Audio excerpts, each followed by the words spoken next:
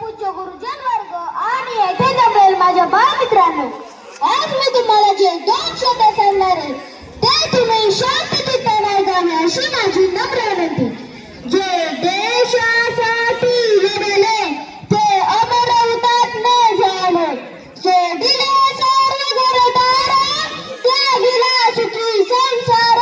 देशासाठी आपल्या जीवाची बाजी लावणाऱ्या थोर महापुरुषांना मी वंदन करतो आणि माझ्या भाषणाला सुरुवात करतो.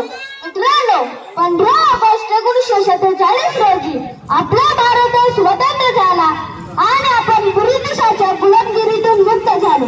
15 ऑगस्ट हा सण आपण मोठ्या अभिमानाने साजरा करतो, कारण हा सण दिवस म्हणजे आपला राष्ट्रीय सण.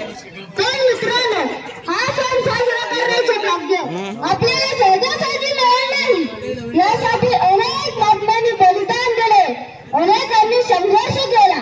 स्वराज्य हा माझा जन्मसिद्ध हक्क आहे आणि त्यांनी मिळवणारच अशी श्रेयासाठी गर्जना करणारे लोकमान्य टिळक. तुम मुझे खून दो, मैं तुम्हें आजादी दूंगा असे गर्जून सांगणारे सुभाषचंद्र बोस. करेंगे मरेंगे असा टोकाचा संदेश देणारे महात्मा गांधी. अशा अनेक मागण्यांनी आपल्या प्राणाची आहुती दिली.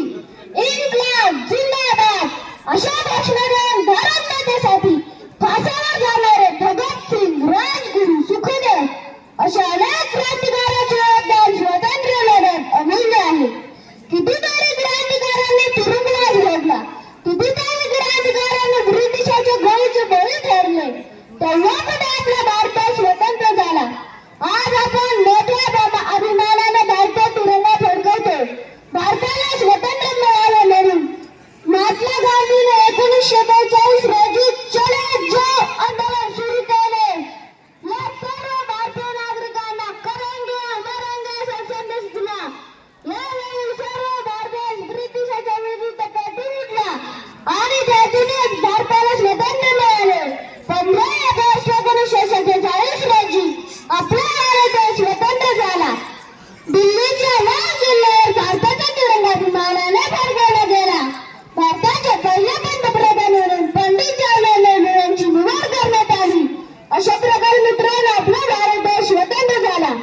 जाता जाता एकच सांगतो, विविधतेत एकता आहे आमची शान, आहे आमची शान.